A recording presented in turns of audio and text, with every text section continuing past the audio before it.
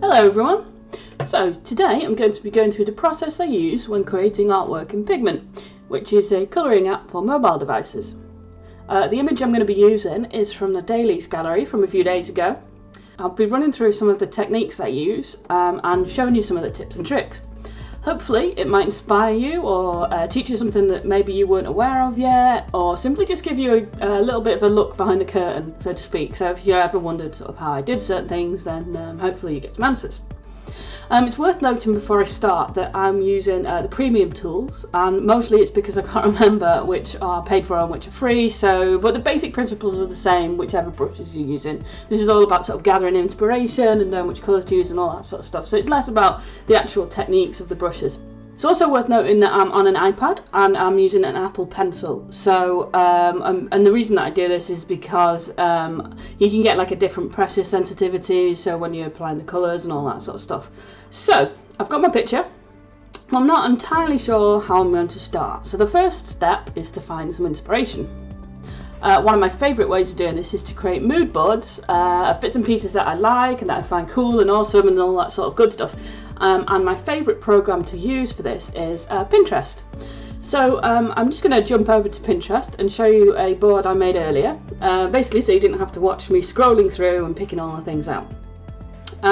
So what I've been doing is I've been gathering images and colours that I like and styles of art that I like and also the sort of like the styles that would work well for this particular piece, like find inspiration just for this piece in particular. So remember that we're painting an anime character, so should be a little less realistic, should be a bit more fantastical, and there's certain styles that are used in anime and manga that you can sort of draw from. For example, like the hair colours are like really sort of bright, and then you've got like really sparkly things and sort of like a semi-realism and big giant eyes and all that sort of stuff.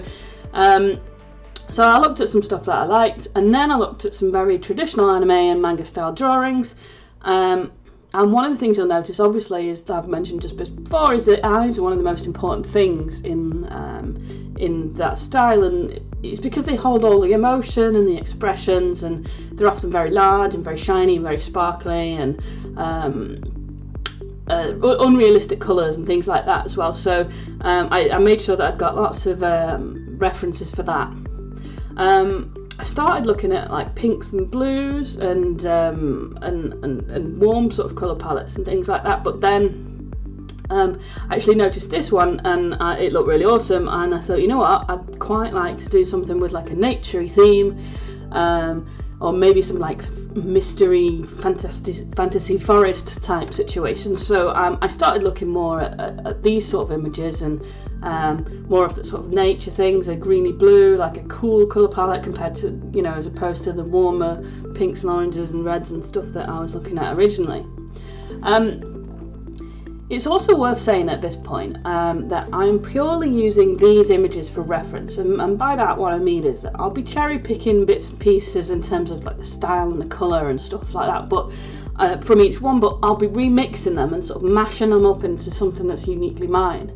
I see a lot of people importing images from Pinterest to Pigment to colour, and then crediting Pinterest. Now that's not entirely the best practice really, because Pinterest isn't a royalty-free site. So it's just for a place where people sort of gather like artwork. So these are other people's artworks, and if you flip that around and you were the one that made this art and then someone else was using it and then sort of implying that it was kind of theirs, or that you know, that it was sort of free to use, then you wouldn't really like it, especially if you're a professional artist and you know, you make money from this.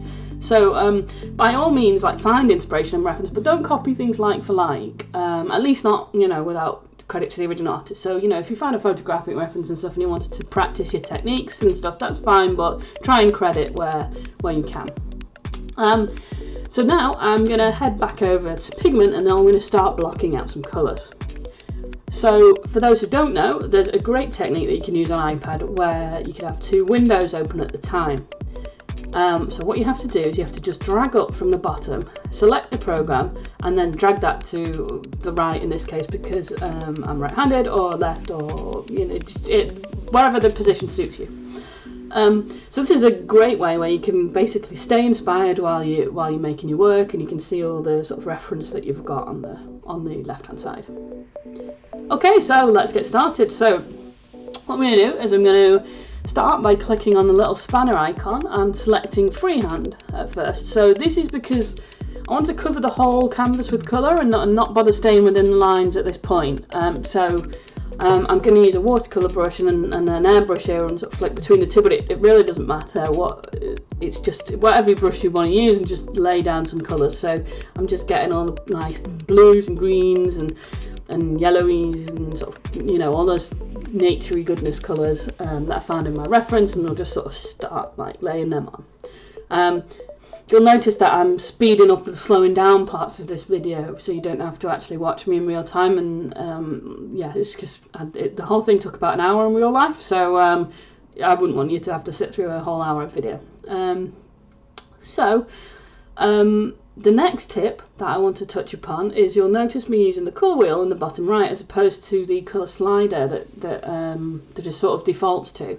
And this is partly because it's very easy to fall into the trap where if you are making a shadow or shading or something of the original colour, then it's quite tempting to just sort of slide it to the right, and then you get a darker version of that colour. But actually, when you start to look, when you're doing slightly more realistic sort of work, what you'll notice is actually that shadows aren't actually just a darker version of the original colour. They are they've usually got a different tone, a different hue to them. So basically, if you've got a subject and it's in natural light, so like sunshine kind of things, you'll notice like the light, the places that light are hitting is more warmer and yellowy and orangey, even if it's just a very slight orangey sort of yellowy colour.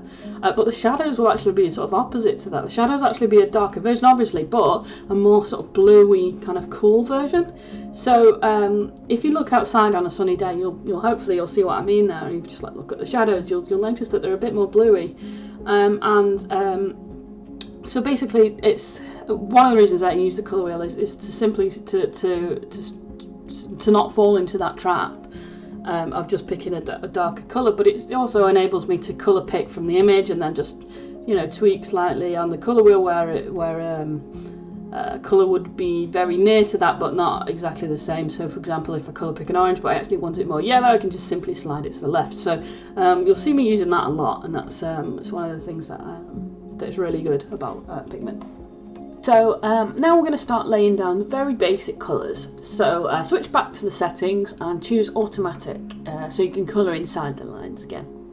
We're not worrying about shadows or highlights or details or anything like that at this point. We're just the basic building blocks.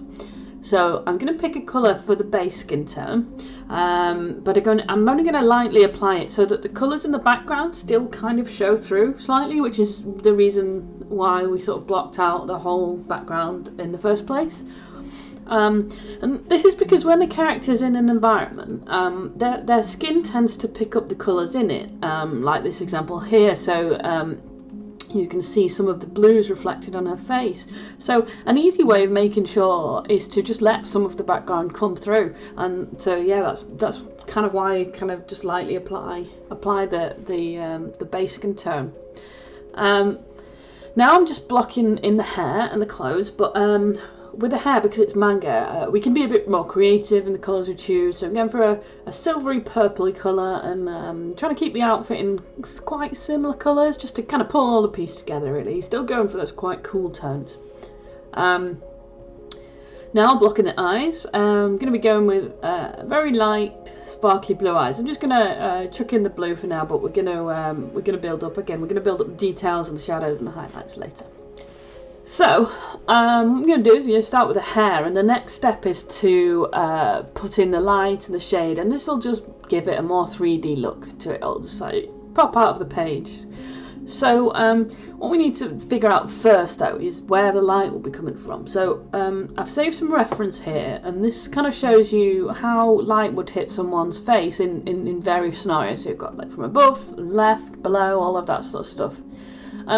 One way of deciding some of this is think about where your character is and think about what kind of character there are and stuff like that. And because we talked about earlier, I know that my character's in some kind of like a magical fairy garden type place, very naturey, very natural light. Well, the light will be coming from the top and from the side. It's a sunny day and the sun's sort of shining down. Whereas if she was like a mage or a witch or something like that, you might want her to be in some kind of like spooky dungeon or something like that. So you could light her from below, like as if she's got candlelight underneath her and stuff like that. So you'd go for something different. And saving references like this will just kind of help you figure out where that light would be. Okay, so what I'm going to do now is start blocking in the lighter parts of her hair. So one of the things that you may or may not know is that when colours are in strong light, and particularly like strong sunlight or something like that, they're more likely to be like a higher saturation, which basically means that it's like a very richer, more vibrant kind of colour. And you'll see here that with my choice, so you know, I've gone for something that's a little bit more pink than the original purple base colour. So, and then what I'll do is, once we've blocked those in, I'll pick a cooler, darker, less saturated colour for the shadows and the lowlights. One of the things that will kind of help you figure out where to put the shading and stuff is the line work on the original drawing, because like some of these lines are sort of like showing kind of where those would be, and what you could do is kind of like follow the lines on and kind of keep them going. So now we have 3 tones in the hair. We've got light, mid and a dark. But what I'll also do is I'll colour pick from the background again and make sure the shiny bits of her hair is picking up that reflected light. So just dabbing in some tiny light little green bits in there. So now for the final stage of the hair, I'm going to switch to a very small brush to paint in some last minute details. So I tend to use like the technical pen or the pencil or something for this. It'll give you like a nice crisp line, and you can zoom in super close for this. One thing to remember is that the whites of the eyes are actually very rarely white in real life. So one technique to give them a little bit more realism is to add a shadow just under the eyelids, like you can see here on the example here, and it'll just reinforce the fact that they're round. They've got like a round shape to them and stuff like that. So the next step is to put the highlights and the lowlights on the skin tone, which can be quite tricky, but with practice you'll get the hang of it. So we'll pick the mid-tone and then we'll adjust the slider to find a colour for the shadows. Now I'm just blocking in the shadows where the light wouldn't really get to, so under the eyes, under the hair, under the neck, etc, etc. If you do have premium, then you can use the blender tool to make it super smooth, by just sort of like using it and lightly sort of dabbing it, but you don't have to do, and it can be a bit of a tricky tool to use. Now I'll select a highlight colour and I'll start mapping in where the light would be catching. So the top of her nose, her chin, her cheekbones, tiny bit of her forehead. Now here's where it gets super fancy. So skin is never only one colour, and because it's quite translucent, you can see things underneath it, so you can see like veins and things like that, and especially if you're quite pale.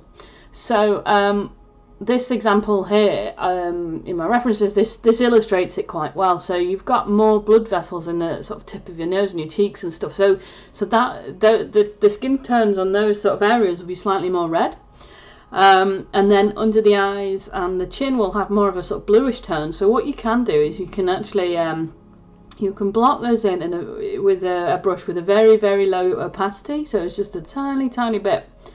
And then if you've done too much, then don't worry about it, because you can go back over it with the original mid skin colour just to dampen it back down.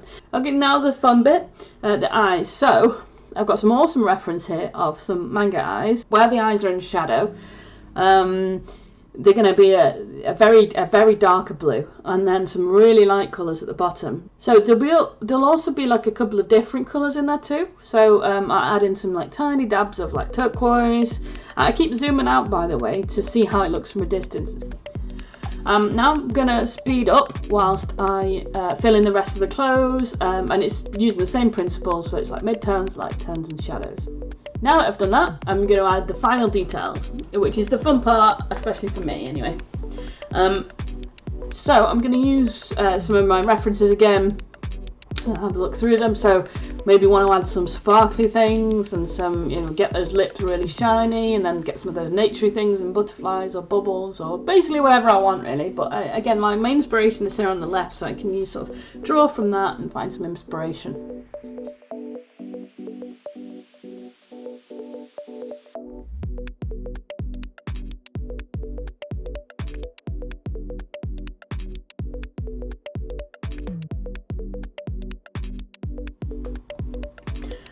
I hope you've enjoyed this video. If you'd like to see more, or if you've got any questions, then drop me a note in the comments below. My name on Pigment is emma.catherine.rose if you want to talk to me on there, or if you want to check out my gallery or anything like that. Thanks for watching. I'll see you soon.